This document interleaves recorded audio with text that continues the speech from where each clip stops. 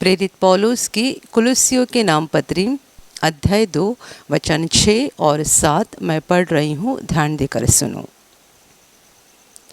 अतः जैसे तुमने मसीह यीशु को प्रभु करके ग्रहण कर लिया है, वैसे ही उसी में चलते रहो और उसी में जड़ पकड़ते और बढ़ते जाओ। और जैसे तुम सिखाए गए वैसे ही विश्वास में दृढ़ होते जाओ और अधिकाधिक धन्यवाद करते रहो। Hallelujah, hallelujah, hallelujah, hallelujah. प्रेरित पौलुस यहाँ पर लिख रहा है, अतः जैसे तुमने मसीह यीशु को प्रभु करके ग्रहण कर लिया है, वैसे ही उसी में चलते रहो, उसी में जड़ पकड़ते हुए और बढ़ते जाओ। और जैसे तुम सिखाए गए हो वैसे विश्वास में दृढ़ होते जाओ और अधिकाधिक धन्यवाद करते रहो। Hallelujah, hallelujah, hallelujah. मेरे प्यारे भाइयों और बहनों, परमेश्वर का पुत्र यीशु मसीह 2000 साल पहले इंसान बनकर इस धरती पर आया और हमारे पापों की सारी सज़ा, हमारे पापों का सारा दंड खुद उठाकर प्रभु यीशु ने क्रूस पर बलिदान किया। ये परमेश्वर की महान योजना थी कि उसका पुत्र जो पूरी तरह से पवित्र है, जो पूरी तरह से निष्पाप है, वो पूरे संसार के पापों का बोझ खुद उठाए, वो पूरे संसार के पापों का दंड खुद ले, ताकि उस पर विश्वास करने वाली हर आत्मा को पापों की क्षमा मिल जाए। और पापों की क्षमा मिलने के कारण वो आत्मा शैतान के हाथ से मुक्त हो जाए और मरने के बाद स्वर्ग के अनंत जीवन में पहुंच जाए। परमेश्वर पिता की इस महान योजना के अनुसार प्रभु यीशु का क्रूस पर का बलिदान हुआ। और जैसा कि बाइबल हमें सिखाती है, जितने लोग इस बलिदान पर विश्वास करते हैं कि यीशु मेरे लिए क्रूस पर मरा है, मेरे पापों का सारा दंड उसने लिया है, ऐसा जितने विश्वास करते हैं और यीशु को प्रभु और उद्धारकर्ता के रूप में दिल में ग्रहण करते हैं, उन सारी आत्माओं को उनके पापों की क्षमा मिल जाती है। प्रभु यीशु के पवित्र लहू में उनकी आत्मा साफ हो जाती है। आत्मा के ऊपर जितने भी पाप के दाग लगे हुए हैं, वे सारे दाग निकल जाते हैं, यानी परमेश्वर पिता उनको शुद्ध कर देता है और वे सारी आत्मा स्वर्ग में जाने के लिए लायक बन जाती है। मेरे प्यारे भाइयों और बहनों, हमने प्रभु यीशु पर विश्वास किया है कि वो हमारा प्रभु है, वो हमारा मुक्तिदाता है और हमारे पापों के लिए उसने क्रूस पर अपना बलिदान किया है। पौलुस लिख रहा है, अतः जैसे तुमने मसीह यीशु को प्रभु करके ग्रहण कर लिया है, वैसे ही उसी में चलते रहो। मेरे प्यारे भाई और बहनों, ये विश्वास का जीवन है। जब हम प्रभु यीशु को प्रभु और उद्धारकर्ता के रूप में ग्रहण करते हैं, तब हमारे ज़िंदगी का एक नया सफ़र शुरू हो जाता है, जिसे विश्वास का सफ़र कहा जाता है। यदि आपने प्रभु यीशु पर विश्वास किया है और उसे दिल में ग्रहण किया है, तो आपका एक नया सफ़र शुरू हो रहा है। और ये सफ़र किस लिए है? अनंत जीवन में, अर्थात स्वर्ग में, अर्थात परमेश्वर के पास पहुंचने के लिए। ये विश्वास का सफ़र हमें हर दिन करते रहना है, हर पल करते रहना है। ऐसा नहीं है कि एक बार हमने विश्वास किया वो काफ़ी है और अब अभी हम फिर एक बार संसार में जाकर पहले की तरह अपना सांसारिक जीवन बिता सकते हैं। ऐसा नहीं है। इसीलिए पौलुस लिख रहा है कि जैसे तुमने मसीह यीशु को प्रभु करके ग्रहण कर लिया है, वैसे ही उसी में, यानी प्रभु यीशु में चलते रहो। हमें चलते रहना ज़रूरी है, विश्वास में आगे बढ़ते रहना ज़रूरी है।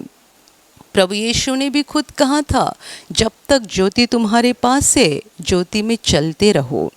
हमें विश्वास में चलते रहना ज़रूरी है, क्योंकि ये विश्वास का सफ़र है, उतना आसान नहीं है।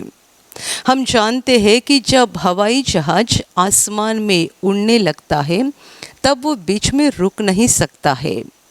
जो गाड़ियाँ रास्ते पे दौड़ती है वो कभी भी रुक सकती है, उनके लिए वो कठिन बात नहीं होती है। पर हवाई जहाज़ की बात अलग होती है। आसमान में उड़ने वाला हवाई जहाज़ बीच में रुक नहीं सकता है, उसको लगातार चलते रहना पड़ता है, क्योंकि यदि वो रुक जाएगा तो तुरंत नीचे गिर जाएगा। आसमान में उड़ने वाले हवाई जहाज को रुकना मुमकिन नहीं है, यदि रुक जाएगा तो गिर जाएगा। बिल्कुल इसी तरह से हमारे विश्वास का सफ़र है। जो विश्वास में रुक गया वो ख़त्म हो गया, क्योंकि अंधकार हमारा पीछा कर रहा है। हम पहले अंधकार थे, शैतान के राज्य में थे, और वहाँ से बाहर आकर हम रोशनी में आ गए, प्रभु यीशु पर विश्वास किया और यीशु पर विश्वास करके जीवन जी रहे हैं। तो अंधकार ने हमारा पीछा छोड़ा है, ऐसा हमें नहीं सोचना चाहिए, क्योंकि अंधकार की शक्ति अर्थात वह दुष्ट शैतान हमारे मरते दम तक हमारा पीछा करते रहता है। वो चाहता है कि उसे एक मौका मिल जाए, उसे कुछ तो मौका मिल जाए, ताकि उस मौके का फ़ायदा लेकर वो हमारे जीवन में प्रवेश कर सके और दोबारा हमें अंधकार में खींच कर ले जा सके। और इसीलिए अंधकार बार बार हमारा पीछा करते रहता है। हम प्रभु यीशु के बारे में भी जानते हैं, जब प्रभु यीशु इंसान बनकर धरती पर था, तब उसके सेवा कार्य के आरंभ में शैतान ने उसकी बहुत बड़ी परीक्षा ली थी। जब हमारा प्रभु जंगल में था और 40 दिन तक उसने उपवास किया था, उस समय शैतान ने उसकी बड़ी परीक्षा ली थी। और ये परीक्षा ख़त्म होने के बाद शैतान उसको छोड़कर चला गया। पर वहाँ पर ऐसा लिखा गया है कि जब तक उसको आगे का मौका नहीं मिला, तब तक वो निकल गया। अर्थात वो हमेशा के लिए नहीं निकल गया, वो बार बार मौका ढूंढकर प्रभु के पास आते रहा, और उसने प्रभु को भी सताने की और परीक्षा में गिराने की कोशिश की। जब तक मौका नहीं था तब तक वो निकल गया, वो मौका ढूंढ रहा था। यदि प्रभु के साथ उसने ऐसा किया, तो हम जैसे दुर्बल और कमज़ोर लोगों के साथ वो क्या करता होगा। आप जानते हैं कि अंधकार की शक्ति बार बार हमारा पीछा करती है और शैतान मौका ढूंढता है। अंधकार की ताकत मौका ढूंढती है हमारे जीवन में प्रवेश करने के लिए। और इसीलिए तो वचन कहता है, विश्वास में चलते रहो। आसमान में उड़ने वाला हवाई जहाज रुक गया तो गिर जाता है, बिल्कुल उसी तरीके से विश्वास में चलने वाला व्यक्ति यदि रुक गया तो अंधकार की शक्ति को बड़ा मौका मिल जाता है और तुरंत वो उनको पकड़ लेती है। वचन कहता है, जैसे तुमने मसीह यीशु को प्रभु करके ग्रहण कर लिया है, वैसे ही उसी में चलते रहो। आगे बढ़ते चलो, आगे बढ़ते चलो, उसी में जड़ पकड़ते हुए और मजबूत होते जाओ, बढ़ते जाओ। हमें विश्वास में जड़ पकड़ना चाहिए। मेरे प्यारे भाइयों और बहनों, विश्वास में जड़ पकड़ना, इसका मतलब हमारे हृदय में प्रभु यीशु पर का का विश्वास होना चाहिए। हम सुबह आंखें खोलेंगे तब हमें यीशु का नाम याद होना चाहिए। रात को हमें जब नींद खुल जाती है, हमें प्रभु यीशु का नाम याद होना चाहिए। सुबह हो या दोपहर हो, शाम हो या रात हो, या किसी भी संकट की घड़ी हो, हमें और कोई याद नहीं होना चाहिए।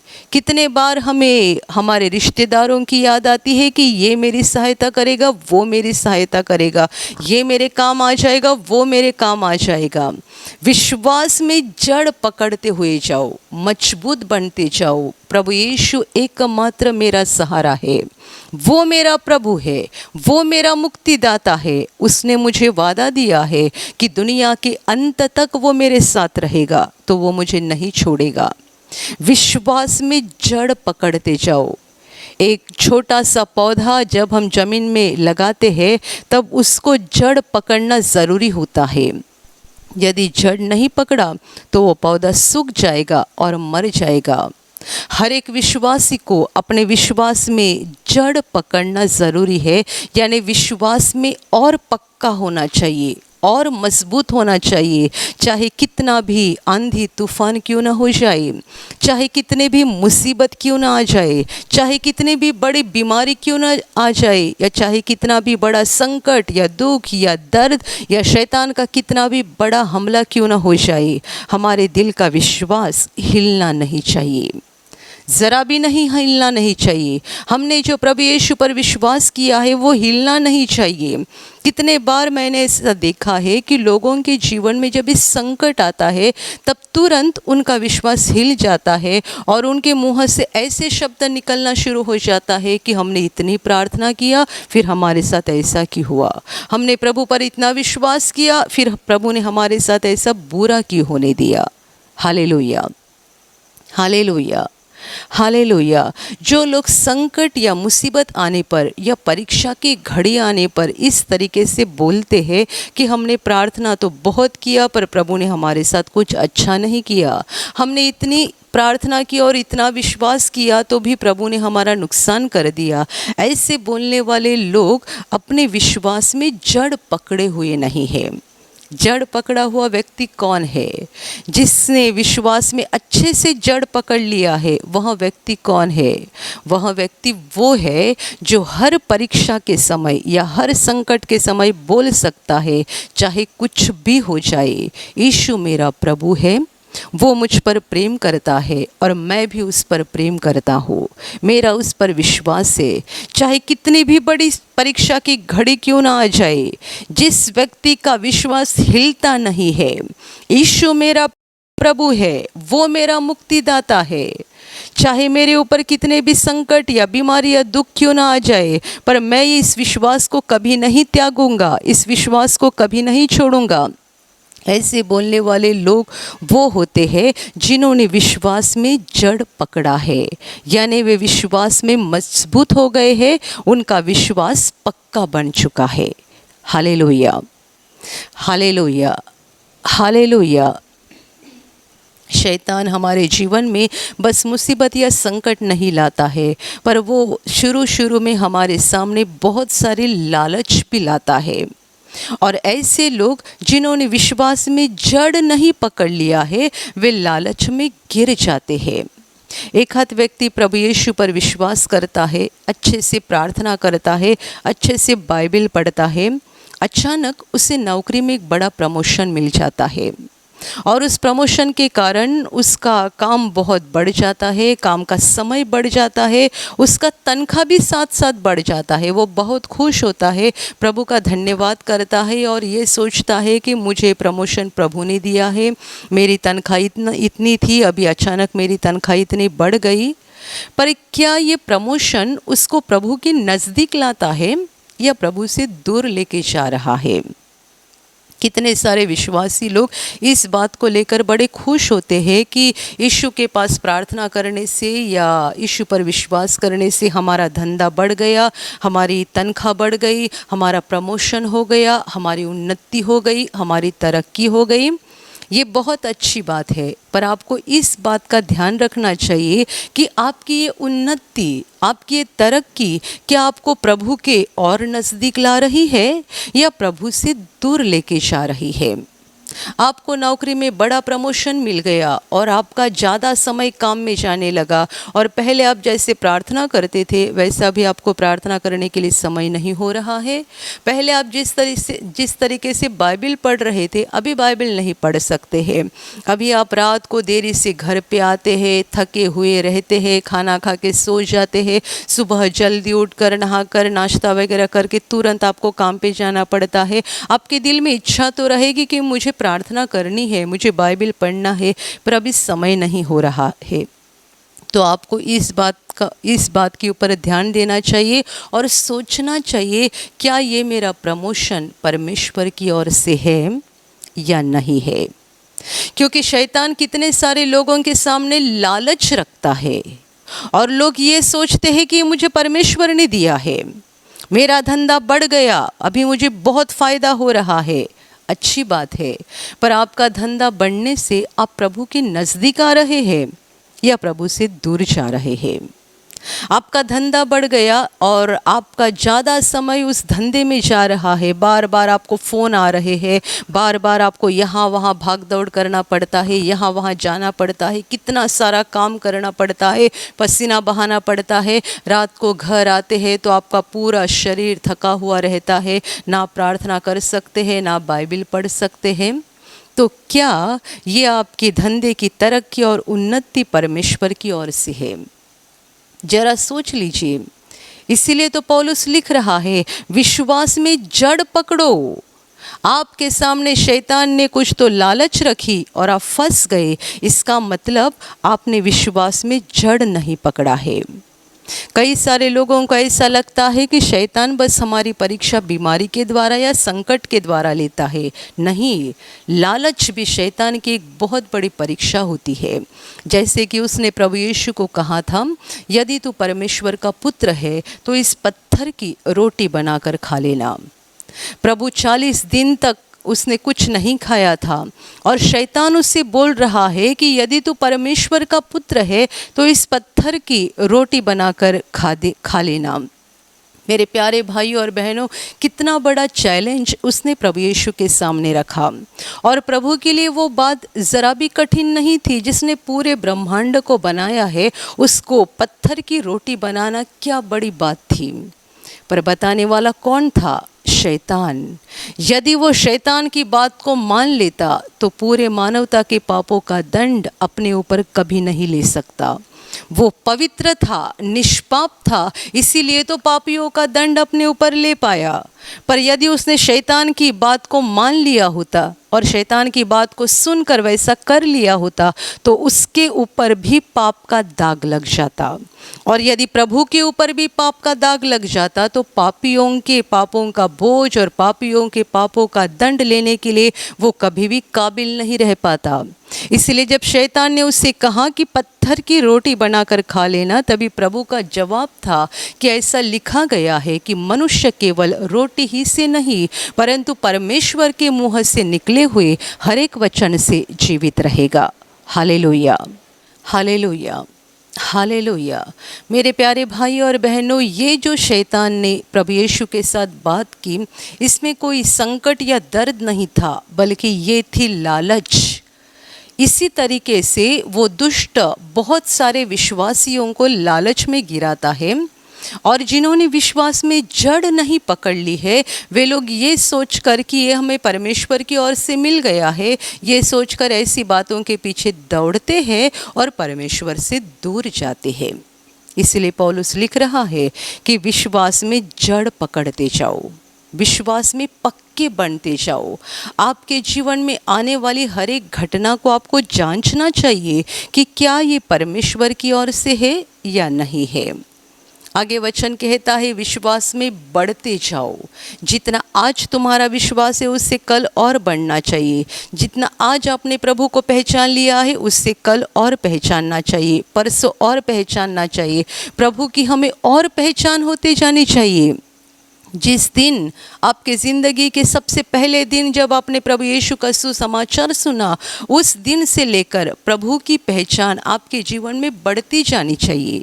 आपने उसको और पहचानना चाहिए, जिसके कारण आपका विश्वास और बढ़ जाएगा और बढ़ जाएगा।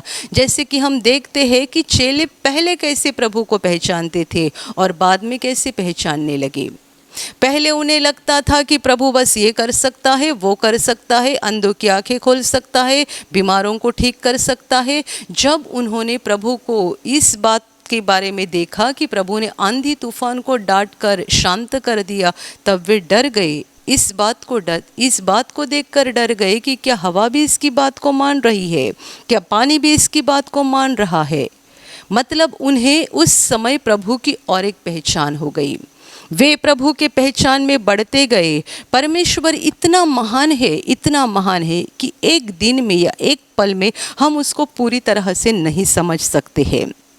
पर जितने हम उसको ज़्यादा जानते जाते हैं, ज़्यादा पहचानते जाते हैं, उतना हमारे दिल में और विश्वास बढ़ते जाता है, उतने हम विश्वास में और मजबूत और पक्के बनते जाते हैं। और इसीलिए पौलुस लिख रहा है, विश्वास में बढ़ते जाओ और जैसे तुम सिखाए गए हो वैसे विश्वास में दृढ़ होते जाओ, मजबूत होते जाओ। तुम्हें जो सुसमाचार मिल गया है, जो विश्वास तुम्हें मिल गया है, उस विश्वास में और मजबूत बनते जाओ और अधिकाधिक धन्यवाद करते रहो। हर दिन हर पल विश्वासी का काम है कि परमेश्वर का धन्यवाद करें, जो कि हम अपने पुराने जीवन में नहीं करते थे। पुराने जीवन में हम परमेश्वर को दोष लगाने का काम करते थे, ये सोचकर कि हमारे जीवन का सारा बुरा काम या सारी बुरी बातें परमेश्वर की ओर से है। अंधकार के लोग कहते हैं, ये कैंसर मुझे परमेश्वर ने दिया है, मैं क्या कर सकता हूँ। दुर्घटना हो गई, परमेश्वर ने किया, हम क्या कर सकते हैं। कुछ भी बुरा हो गया, चाहे बीमारी आने दो, कोई संकट आने दो, बच्चे नहीं हो रहे हैं, नौकरी नहीं मिल रही है, कर्जे का बोझ हो गया है, सारी चीज़ों को लेकर अंधकार के लोग सोचते हैं ये परमेश्वर की इच्छा है। पर जब हम प्रभु यीशु में आकर रोशनी बन गए हैं, ज्योति बन गए हैं, तब हम जान जाते हैं कि ये परमेश्वर की इच्छा नहीं है और ये परमेश्वर नहीं चाहता है। हमारे जीवन में जो दुख, संकट, बीमारी, परेशानी होती है, ये परमेश्वर की ओर से नहीं होती है, बल्कि उस दुष्ट शैतान की ओर से होती है। परमेश्वर कभी किसी का बुरा नहीं करता है, वो जो भी करता है भला ही करता है और नहीं चाहता है कि हम रोते रहे। वो नहीं चाहता है हम आंसू बहाते रहे, वो नहीं चाहता है कि हम बीमारी में तड़पते रहे।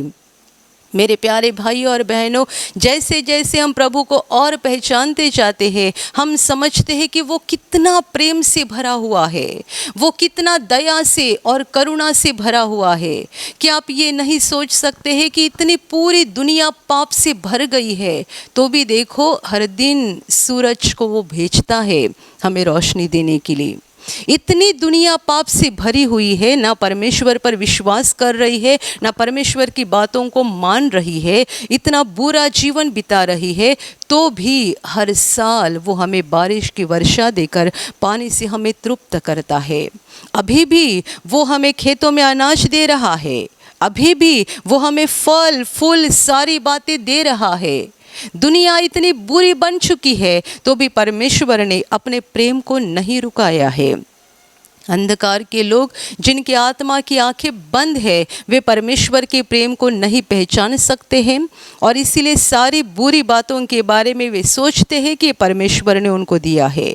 पर मेरे प्यारे भाइयों और बहनों, हम प्रभु में ज्योति है और हम जानते हैं कि परमेश्वर हमारे साथ सब अच्छा करता है, वो हमसे प्रेम करता है। चाहे हमारे जीवन में शैतान दुख या संकट लाता भी है, तो भी प्रभु हमारे साथ रहकर हमारी मदद करना चाहता है।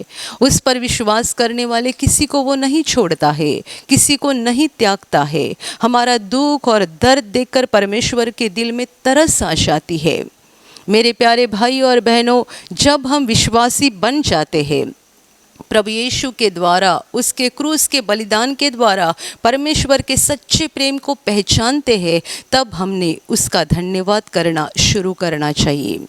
हर विश्वासी ने अपने होठों का फल परमेश्वर का धन्यवाद करते रहना चाहिए, क्योंकि अभी हमने परमेश्वर के प्रेम को पहचान लिया है और हमने जान लिया है कि वो हमारा सच्चा बाप है, वो हमारी सुधि लेता है, वो हमारी परवाह करता है, वो हमें जीवन देने वाला, हमारी ज़रूरतों को पूरा करने वाला, हमारी रक्षा करने वाला हमारा सच्चा बाप है। वचन कहता है, अधिकाधिक धन्यवाद करते रहो। यदि आपने यीशु पर विश्वास किया है, तो आपके होठों का फल एक अच्छा बलिदान परमेश्वर को मिलना चाहिए। ये सुंदर बलिदान, एक सुहावना बलिदान परमेश्वर को हमें हर वक्त देना चाहिए कि हम दिल से और अपने होठों के द्वारा परमेश्वर का धन्यवाद करते रहें, उसकी महिमा करते रहे और उसके नाम को हमेशा ऊंचा उठाते रहे। Hallelujah, hallelujah, hallelujah, hallelujah. मेरे प्यारे भाइयों और बहनों, ये विश्वास का सफ़र देखा जाए तो आसान है और देखा जाए तो कठिन भी है। जितनों ने प्रभु यीशु पर अपना दिल लगाया है और यीशु की ओर देखकर चल रहे हैं, उनके लिए सफ़र आसान है। पर जो प्रभु पर विश्वास कर रहे हैं और दुनिया की ओर देख रहे हैं, यहाँ वहाँ देख रहे हैं, उनके लिए ये सफ़र बहुत कठिन है। ध्यान में रखना, एक बार विश्वास करना काफ़ी नहीं है, बल्कि बाइबिल हमें सिखाती है, परमेश्वर का वचन हमें सिखाता है कि हमें विश्वास में चलते रहना चाहिए। विश्वास करके एक जगह पर खड़े नहीं होना चाहिए। हमने आज विश्वास किया, मेरी बीमारी निकल गई, काम हो गया, अभी दोबारा संसार में जाकर सांसारिक लोगों की तरह जीवन बिताते रहें, दोबारा परेशानी आएगी तब फिर प्रार्थना करेंगे। कितने सारे लोग ऐसा ही तो करते हैं। जब परेशानी आती है, दुख आता है, बीमारी आती है, तब उन्हें प्रभु की याद आती है, वे प्रार्थना करते हैं, बड़े तरस से प्रभु के पास मांगते हैं, प्रभु उन पर दया करता है और उनकी परेशानी को निकाल देता है। परेशानी निकल गई, दोबारा वे सांसारिक लोगों की तरह दुनिया का जीवन बिताते हैं, ना प्रार्थना करते हैं, ना बाइबिल पढ़ते हैं, ना वचनों के अनुसार अपना जीवन बदलने के लिए कोशिश करते हैं। ऐसे लोग जो इस तरीके से जीवन बिताते हैं कि बस समस्या आने के बाद प्रार्थना करते हैं, मुसीबत आने के बाद प्रार्थना करते हैं, बाकी समय उनका प्रभु के साथ कोई रिश्ता नहीं रहता है, ऐसे लोग एक भयानक हालत में है। शैतान उनको कभी भी पकड़ सकता है और कभी भी उनको निगल सकता है। उनकी हालत एक भयानक हालत है। उन्होंने यीशु को तो जान लिया है, यीशु पर विश्वास किया है, उन्होंने अपने कानों से सुसमाचार को सुना है और सुसमाचार को अच्छे से ग्रहण भी किया है, पर अभी उनकी हालत भयानक है क्योंकि वे बार बार शैतान के लिए दरवाज़ा खोल रहे हैं और खुद ही शैतान को अपने जीवन में बुला रहे हैं। वो खतरे की हालत में हैं क्योंकि वे प्रभु के साथ रिश्ता नहीं रख रहे हैं। वे खतरे की हालत में हैं क्योंकि वे विश्वास में चल नहीं रहे हैं। उनका हवाई जहाज कभी भी गिर सकता है और पूरी तरह से ख़त्म हो सकता है। Hallelujah, hallelujah, hallelujah. मेरे प्यारे भाइयों और बहनों, आप में से ऐसे जितने सारे लोग हैं जो इस तरीके से चल रहे हैं कि आप हर दिन प्रार्थना नहीं करते हैं, परमेश्वर के वचनों को नहीं पढ़ते हैं, वचन के अनुसार अपने जीवन में बदलाव नहीं कर रहे हैं और बस बीमारी या संकट आने के बाद प्रार्थना करते हैं और बाकी समय संसार की तरह जीवन जीते हैं, आप होश पे आ जाओ क्योंकि आप खतरे की हालत में हैं और आप नहीं जानते हैं कि अंधकार की शक्ति आपका पीछा कर रही है। कितने सारे लोग इसीलिए परमेश्वर के उन सेवकों को देखना पसंद करते हैं जो बस चमत्कार दिखाते हैं। वे वचन नहीं सिखाते हैं, बस चमत्कार दिखाते हैं। कितने सारे लोग बस चमत्कार चाहते हैं, प्रभु मेरे लिए चमत्कार करे, मेरे नौकरी में चमत्कार हो जाए, मेरे घर में चमत्कार हो जाए, मेरे परिवार में चमत्कार हो जाए, मेरे धंधे में चमत्कार हो जाए। बस वे चमत्कार चाहते हैं, परमेश्वर का अद्भुत काम चाहते हैं।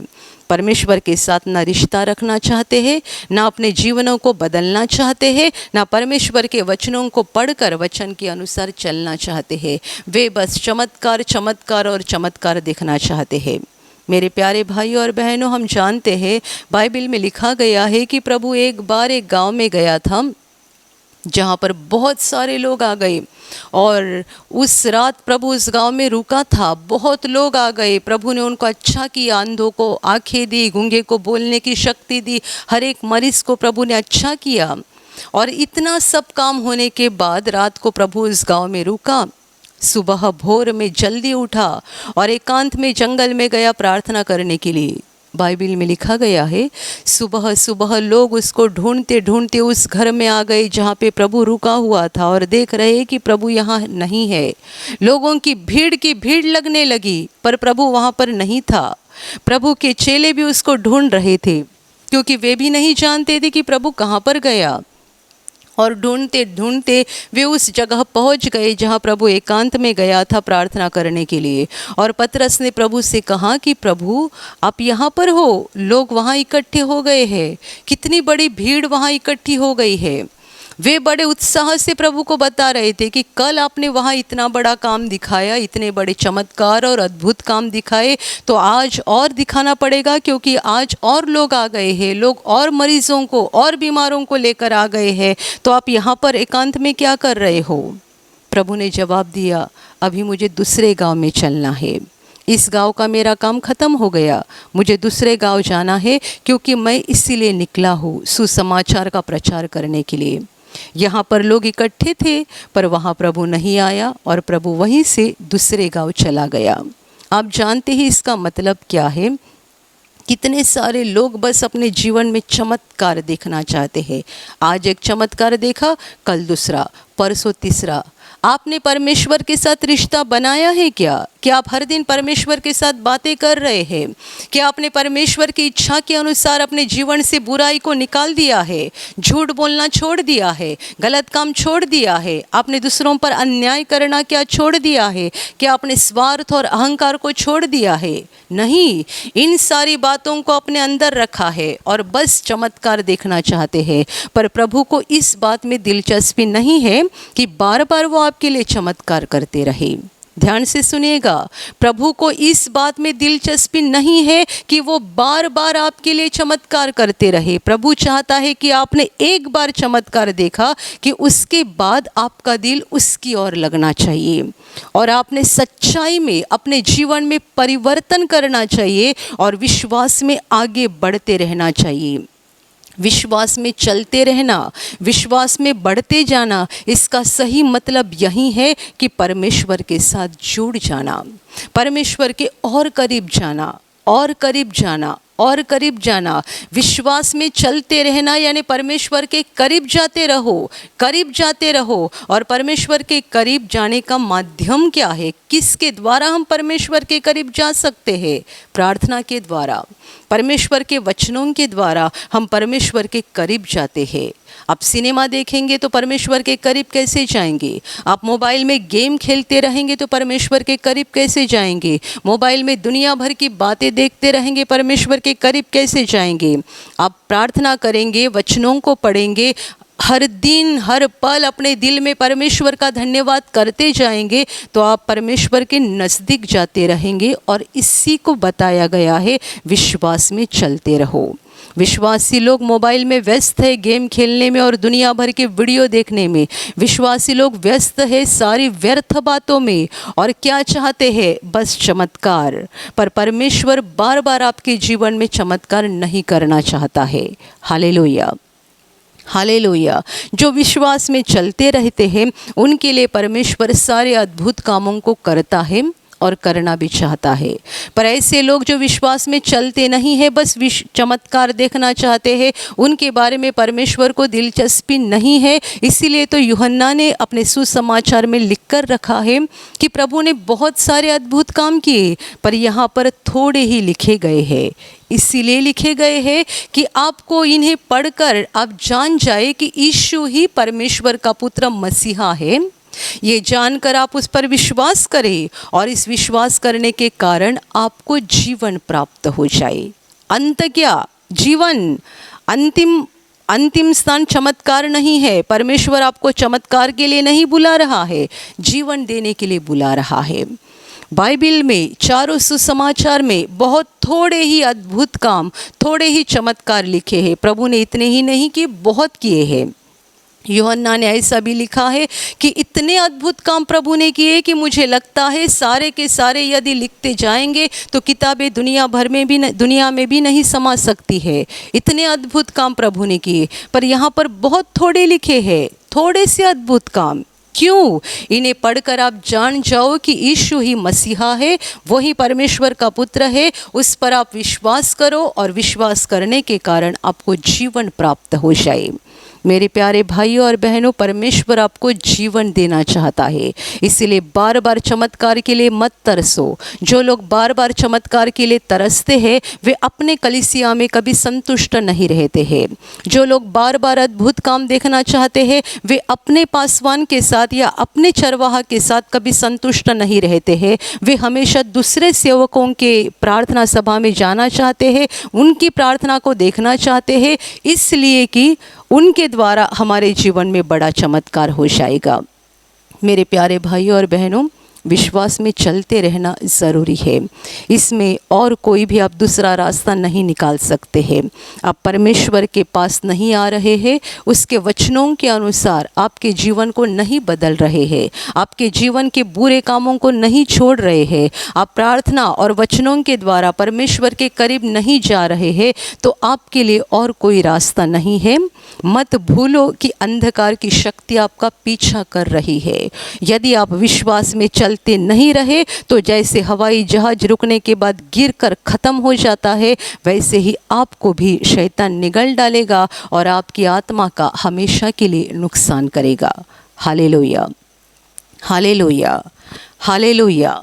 इसीलिए पौलुस हमें बहुत महत्वपूर्ण सलाह दे रहा है कि जैसे तुमने यीशु मसीह को प्रभु करके ग्रहण कर लिया है, वैसे ही उसी में चलते रहो, उसी में जड़ पकड़ो, उसी में बढ़ते जाओ। जैसा तुम्हें सिखाया गया है वैसे विश्वास में दृढ़ बनते जाओ, मजबूत बनते जाओ और हमेशा परमेश्वर का अधिकाधिक धन्यवाद करते रहो।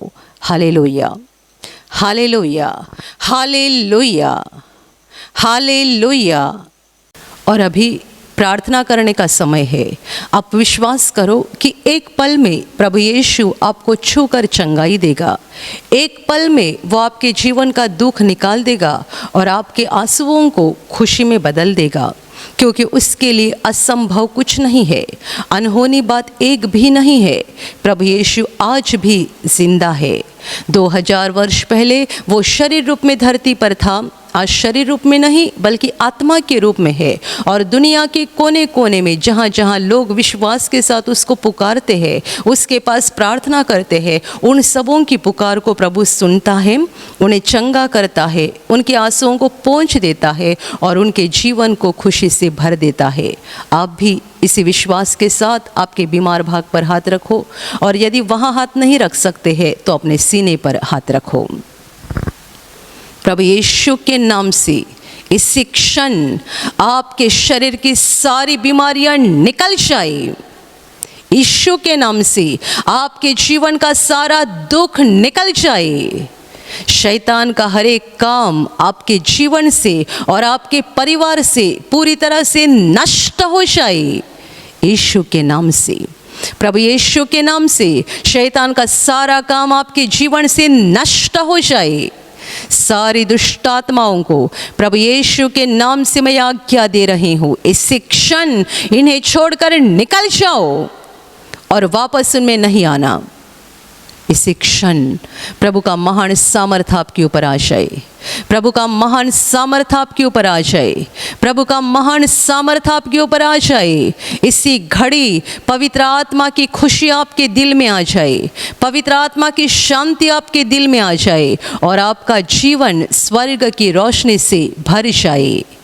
आमीन।